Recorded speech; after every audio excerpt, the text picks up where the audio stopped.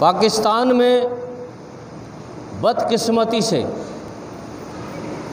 اس وقت محبوبان خدا، اللہ کے پیارے محبوبوں کی توہین، اللہ کے پیارے محبوبوں کی توہین پر مبنی سوشل میڈیا کے ذریعے ایک ایسی مہم کا آغاز ہو چکا ہے کہ جو ان شیطانی قوتوں پر مشتمل ہے کہ جن کا تعارف اللہ تبارک و تعالی نے ابتدا میں فرما دیا تھا۔ سوشل میڈیا کو جو لوگ استعمال کرتے ہیں، سوشل میڈیا کو دیکھتے ہیں، وہ باخبر ہیں کہ پاکستان میں کیا ہو رہا ہے۔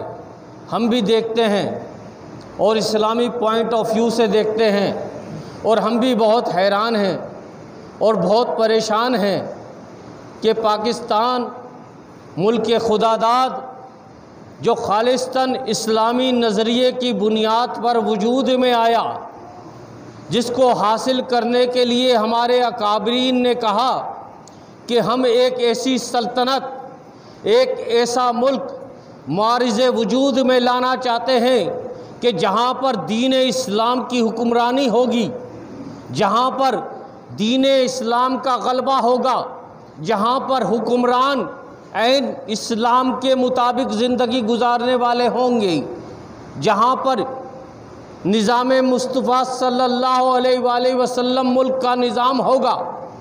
اس وعدے پر ہندوستان میں بر صغیر میں تحریک پاکستان چلی، اور ہندوستان کے کریا کریا، کوچا کوچا، ہر ایک گلی میں علماء حق یہ پیغام لے کر جاتے رہے کہ مسلمانوں جاگو، ایک ایسا وطن حاصل کرنا ہے، ایک ایسا ملک حاصل کرنا ہے جس میں خالصتاً اسلام کی حکمرانی ہوگی، جس میں مسلمان آزادانہ طور پر اپنی زندگیاں گزار سکیں گے، جہاں پر راجپال جیسے گستاخ نہیں ہوں گے، جہاں پر گستاخان رسول نہیں ہوں گے، جہاں پر گستاخان صحابہ نہیں ہوں گے، جہاں پر گستاخان اولیاء نہیں ہوں گے، ایک ایسا ملک جو خالص دین اسلام پر مبنی سلطنت پر قائم ہوگا۔ اس پاکستان کے لیے جدوجہد کرنی ہے۔ یہ پیغام ہندوستان کے کریا کریا پہنچا، یہ پیغام ہندوستان کی گلی گلی پہنچا، یہ پیغام ہندوستان کے کوچے کوچے پہنچا۔ مسلمان کھڑے ہو گئے، انہوں نے کہا کہ اس پاکستان کے لیے اپنی جانیں قربان کریں گے، اس پاکستان کے لیے اپنی عزتیں قربان کریں گے، اس پاکستان کے لیے اپنی مال دولت جائیدادیں قربان کریں گے، اس پاکستان کے لیے اپنی اولادیں قربان کریں گے۔ اور خدا کی قسم وہ وقت آیا اور اس آسمان نے، اس زمین نے وہ وقت دیکھا جب مجاہدین اسلام نے، جب پاکستان حاصل کرنے والوں نے اپنی جانیں بھی دیں، اپنی اولادیں بھی دیں، اپنے مال و اسباب بھی دیے، اپنی جائیدادیں بھی دیں، بہنوں نے، بیٹیوں نے، بہنوں نے، ماؤں نے اپنی عزت و آبرو کے نذرانے بھی دیے، تب جا کے یہ پاکستان بنا۔ اور اس پاکستان کو وعدے کے مطابق ایک اسلامی سلطنت بنانا تھا، لیکن اس پاکستان سے غداری ہوئی۔ اس پاکستان کے لیے 20 لاکھ سے زائد جانیں دی گئی، اس لیے نہیں دی گئی تھی کہ وہاں پر ہم مہاجر کریں گے، اس لیے نہیں دی گئی تھی کہ وہاں ہم پنجابی کریں گے، اس لیے نہیں دی گئی تھی کہ وہاں ہم پختون بلوچی کریں گے، سرائکی کریں گے، ہزارہ کریں گے، اس لیے نہیں دی گئی تھی، اس لیے دی گئی تھی کہ ملک داد پاکستان ایک ایسی سلطنت ہوگی جہاں پر ہمارے نبی کا نظام مصطفیٰ کا سکہ چلے گا، اس لیے یہ جانیں دی گئی تھی۔ لیکن یہاں پر آ کر اپنے مقصد سے ہٹا دیا گیا، مقصد کو بہت دور کر دیا گیا، اور جس لیے یہ ملک حاصل کیا گیا تھا، قائد اعظم کو رحمت اللہ علیہ کو کہا جاتا ہے کہ زہر دیا گیا تھا۔ قائد ملت لیاقت علی خان کو سر عام گولی ماری گئی۔ جو پاکستان بنانے والے تھے انہیں ابتداءً ختم کر کے اقتدار پر وہ لوگ قابض ہو گئے جو دشمنان پاکستان تھے، جو دشمنان اسلام تھے۔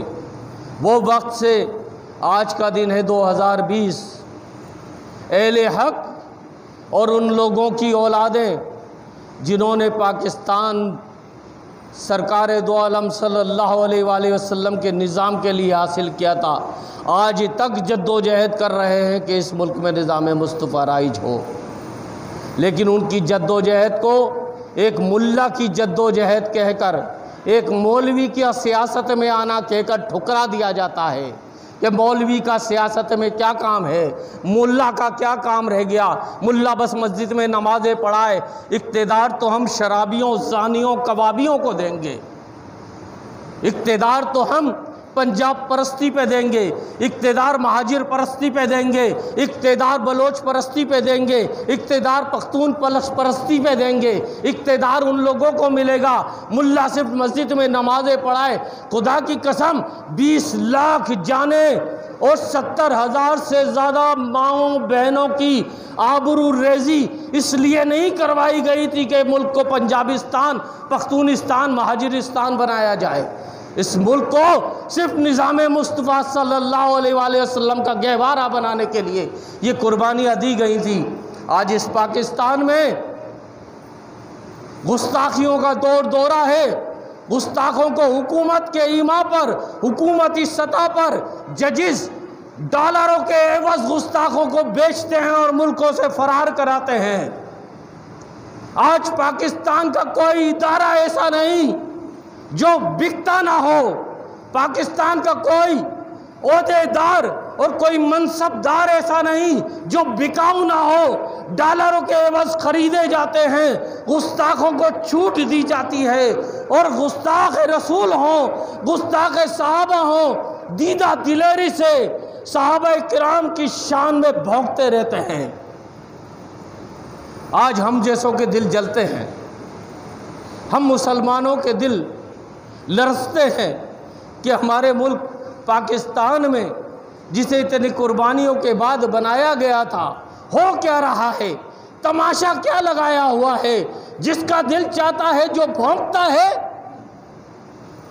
ہستیوں کو نہیں دیکھتا کہ کن ہستیوں سے متعلق بات ہو رہی ہے۔ کئی دن ہو گئے مسئلہ فدق، باغ فدق کو ایشو بنا کر ایک طبقہ مسلسل کتوں کی طرح بھونک رہا ہے۔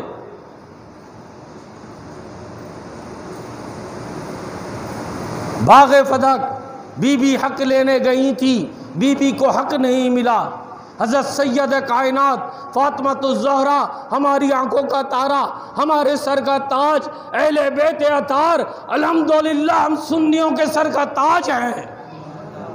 اہل بیت اطہار کی شان میں نہ کوئی بکواس کبھی سنی ہے نہ سن سکتے، اور جس طرح اہل بیت اطہار ہمارے سر کا تاج ہے، اسی طرح صحابہ کرام رضوان اللہ تعالی علیہم بھی ہمارے سروں کا تاج ہیں۔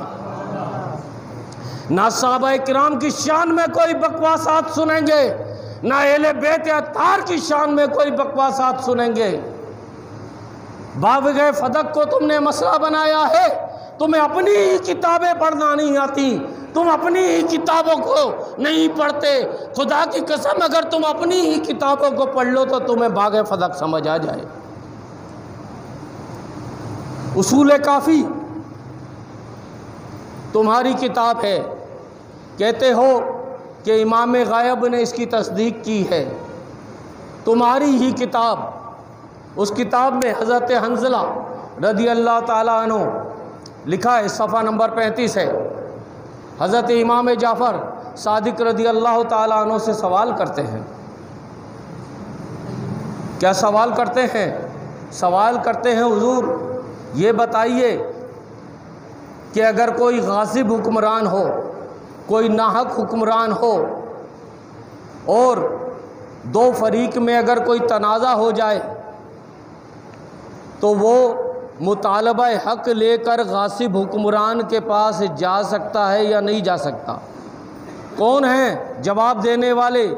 کتاب اصول کافی تمہاری کتاب، لکھنے والے تم، رائٹر تمہارے، ماننے والے تم۔ حضرت امام جعفر صادق رضی اللہ تعالیٰ عنہ سے اہل بیت میں سے ہے، سوال ہو رہا ہے ناحق حکمران، غاصب حکمران کے سامنے مطالبہ حق لے کر جانا کیسا ہے؟ حضرت امام جعفر صادق رضی اللہ تعالیٰ عنہ جواب دیتے ہیں کہ غاصب حکمران طاغوت ہے، اور طاغوت کے سامنے مطالبہ حق لے کر جانا حرام ہے، یعنی اس کے پاس مطالبہ حق لے کے جانا اس کی حاکمیت کو حق تسلیم کرنے کے برابر ہے۔ اگر حکمران غاصب ہے، ناحق ہے، اس کے پاس کوئی جائے کہ جی ہمارا یہ مسئلہ حل کر دیں، تو اس کا مقصد اس کی حاکمیت کو تسلیم کر لیا، تو اس کی حاکمیت کو تسلیم کر لینے کے مترادف ہے۔ تو طاغوت کے پاس، غاصب حکمران کے پاس مطالبہ حق لے کر جانا حرام ہے، اور اگر وہ حقدار کے حق میں فیصلہ کر بھی دے تو وہ حق لینا بھی امام جعفر صادق رضی اللہ تعالیٰ عنہ فرماتے ہیں حرام ہے۔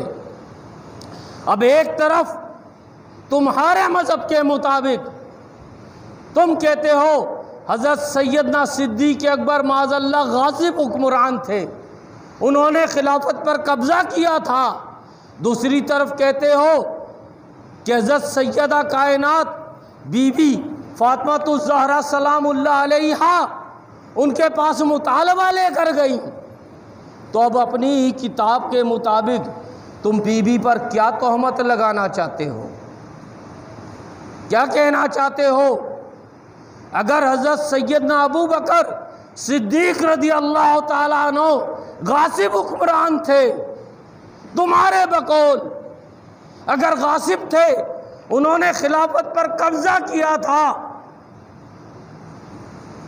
تو پھر بی بی فاطمہ الزہرا کا مطالبہ حق لے کر جانا کیسا تھا؟ اگر تم کہتے ہو کہ بی بی لے کر گئی تھی تو پھر ماننا پڑے گا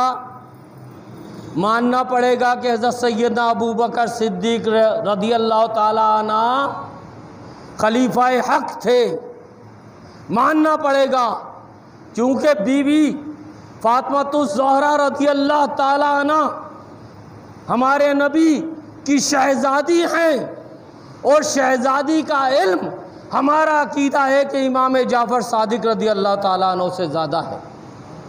تو آپ نہیں جانتی تھی کہ غاصب حکمران کے پیچھے اس کے پاس مطالبہ حق لے جانا کیسا ہے؟ اگر لے کر گئی تھی اور حکمران حق مانا تھا تو پھر تمہارا سارا مذہب ڈھیر ہو جاتا ہے، اس کی بنیادی ڈھیر ہو جاتی ہے کہ بی بی لے کر گئی تھی۔ اور اگر تم کہتے ہو کہ مطالبہ حق لے کر نہیں گئی تھی، کیونکہ یہ تو تم کہتے ہی نہیں ہو، یہ بات تو تم کہتے ہی نہیں ہو کہ مطالبہ حق لے کر گئی تھی، یہ بات تم کہتے ہی نہیں ہو، تم تو کہتے ہو گئی تھی۔ تو گئی تھی تو اس کا مقصد یہ ہوا کہ حضرت صدیق اکبر خلیفہ حق تھے۔ تمہاری اپنی کتاب بتا رہی ہے کہ حضرت صدیق اکبر خلیفہ حق تھے۔ بات ختم کرتا ہوں، وقت ہو گیا ہے۔ ایک ملعون شیعہ ذاکر آصف علوی 24 اگست کو اسلام آباد میں اس نے ایک مجلس سے خطاب کرتے ہوئے معاذ اللہ اسی مسئلہ فدق کو اٹھایا ہے۔ اسی مسئلہ فدق پہ انشاءاللہ اس مسئلہ فدق پہ کوئی اور نشست ہوئی بڑی تفصیلی گفتگو ہوگی۔ ابھی میں نے مختصر اقتباس پیش کیا ہے، صرف تفصیلی گفتگو ہوگی اور انشاءاللہ آپ کے ذہنوں میں اس مسئلے کو بٹھائیں گے مسئلہ ہے کیا۔ اس نے اس مسئلے پر گفتگو کرتے ہوئے معاذ اللہ 24 اگست کو اسلام آباد میں اس ملعون آصف علوی نے کہا کہ حضرت ابو بکر صدیق رضی اللہ تعالیٰ عنہ معاذ اللہ کافر بھی تھے اور فاجر بھی تھے. استغفر اللہ. میں پاکستان کے حکمرانوں کو اس اسٹیج سے متنبہ کر رہا ہوں، خدا کی قسم سنیوں نے چوڑیاں نہیں پہنی ہوئی. ہم نہیں چاہتے اس ملک کے حالات ایسے ہوں کہ یہاں فرقہ وارانہ فساد ہوں. ہم نہیں چاہتے کہ اس ملک میں فرقہ وارانہ تشدد ہو. ہم نہیں چاہتے کہ اس ملک میں فرقہ وارانہ کشیدگی ہو. لیکن سنی بزدل نہیں ہے، سنی بے غیرت نہیں ہے. ہمارے اندر غیرت ایمانی کوٹ کوٹ کر بھری ہوئی ہے. ہماری ماؤں نے ہمیں گھٹی میں ایمانی غیرت پلائی ہے. ہم بے غیرت نہیں ہیں. حکمرانوں، ان کتوں کو خاموش کر لو جو صحابہ کرام کی شان میں بھونکتے ہیں. اگر خدا کی قسم یہاں کا سنی اٹھ کھڑا ہوا تو پھر حالات سنبھالنا حکمرانوں کے بس کی بھی بات نہیں رہے گی. کئی مہینے ہو گئے صحابہ کرام کی شان میں بھونکتے ہوئے. سنی اتنی طاقت رکھتے ہیں کہ ان کتوں کے گردنوں میں ہاتھ ڈال کے ان کی زبانیں کھینچ دیں گے. یہ سنی اسٹیٹ ہے، سنیوں نے بنایا ہے. سنی ماؤں بہنوں بیٹیوں نے اپنی عزت اور آبرو کی قربانیاں دی ہیں. 20 لاکھ سنیوں نے اپنی جانوں کی قربانیاں دی ہیں. اس پاکستان کی بنیادوں میں ہمارے بزرگوں کے خون اور ہڈیاں دفن ہیں. اس کی بنیادیں ہمارے بزرگوں کے خون اور ہڈیوں پر قائم ہوئی ہیں. یہ پاکستان آج سنیوں کی وجہ سے قائم ہے. ہم حکمرانوں کو متنبہ کر دینا چاہتے ہیں کہ حالات خراب ہوں اس سے قبل ان کی زبانوں کو خاموش کر دیا جائے.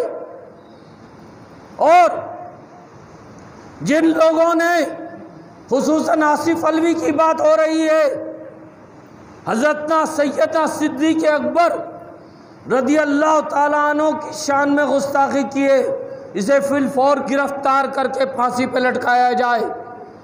298A کے تحت اس پر مقدمہ قائم کیا جائے. اور اسی طرح دیگر بھونکنے والے کتوں جنہوں نے حضرت علی کرم اللہ وجہ کریم کی شان الحمدللہ بہت اعلیٰ ہے، بڑی عظمت والی ہے، لیکن یہ کہہ دینا کہ آپ انبیاء سے بھی افضل تھے، اور بعض کتوں کا یہ کہہ دینا کہ حضرت علی خدا تھے، اور بعض کتے اس سے بھی زیادہ بڑھ گئے، اس سے بھی زیادہ بھوکے اور کہنے لگے کہ حضرت علی خالق خدا تھے. معاذ اللہ. یہ سب کچھ سوشل میڈیا پر موجود ہے، یہ سارے کلپ موجود ہیں. ہم بتا دینا چاہتے ہیں کہ حکومت اگر چاہتی ہے کہ پاکستان میں امن رہے، پاکستان میں فرقہ وارانہ کشیدگی نہ پھیلے، تو ہمارے لیے یہ ناقابل برداشت ہے. ہم قطعی طور پر برداشت نہیں کر سکتے کہ صحابہ کرام کی شان میں کوئی بھونکے. ہم قطعی طور پر برداشت نہیں کر سکتے کہ اہل بیت اطہار کی شان میں کوئی بھونکے. ہم قطعی طور پر برداشت نہیں کر سکتے کہ انبیاء علیہ السلام، قرآن کریم اور اللہ تبارک و تعالیٰ کی شان میں کوئی کتا بکواس کرے. ہم قطعی طور پر برداشت نہیں کر سکتے. اب برداشت کا پیمانہ لبریز ہو گیا ہے. ہم اس وطن عزیز میں امن کے خاطر اس وطن عزیز کے استحکام کے خاطر خاموش ہیں، تو اس کا مقصد یہ نہیں ہے کہ ہم بزدل اور بے غیرت ہیں۔ ہم بے غیرت نہیں ہیں، اور اگر ہم خاموش ہیں تو ہماری اس خاموشی کو ڈھیل نہ سمجھا جائے، ہماری اس خاموشی کو کمزوری نہ سمجھا جائے۔ یہ خاموشی صرف ملک پاکستان کے استحکام کے لیے ہے، اور اس لیے ہے کہ ہم پاکستان بنانے والے ہیں۔ ہمیں پاکستان کی قدر ہے۔ جو کسی چیز کو بنانے والا ہوتا ہے اسے وہ چیز پیاری ہوتی ہے۔ ہمیں پاکستان بہت پیارا ہے، اس لیے ہم خاموش ہیں۔ لیکن پاکستان اس لیے نہیں بنایا تھا کہ پاکستان میں کتوں کو بے لگام چھوڑ دیا جائے گا اور کتے جیسا چاہیں گے بھونکتے رہیں گے۔ ان تمام کتوں کو لگام دینا ہم خود بھی جانتے ہیں، لیکن حکومت سے مطالبہ کرتے ہیں کہ حکومت لگام دے، ان کو کرار واقعی سزا دے۔ آئین پاکستان کے مطابق 298A کے تحت ان پر مقدمات قائم کیے جائیں۔ ان کے کلپ سوشل میڈیا پر موجود ہیں، اور آصف علوی کو فی الفور گرفتار کر کے اس پر مقدمہ قائم کیا جائے اور اسے پھانسی پر لٹکایا جائے۔